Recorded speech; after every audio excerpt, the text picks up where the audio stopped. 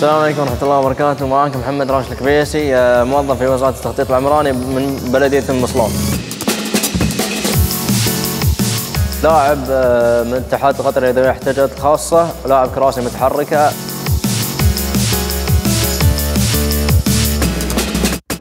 اجي الصبح الدوام، عندي معاملات اخلصها واشوف الناس اللي عندها مشاكل احل لهم المشاكل وهاي.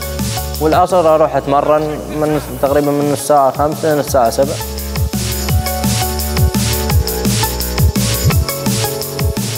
الإعاقة هي مش سبب رئيسي تعيق الإنسان، بالعكس هي اللي تشجع الإنسان على ممارسة الرياضة، بس الواحد لازم يكون عنده إرادة وعزيمة وعشان يتغلب على الإعاقة.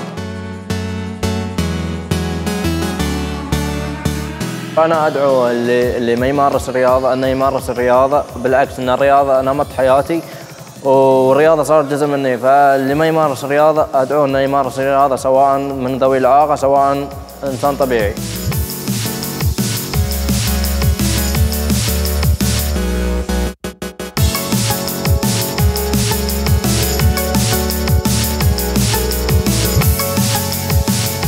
هدفي إن شاء الله أكون بطل عالمي في رياضة كراسي متحركة إن شاء الله، ودعواكم لنا إن شاء الله.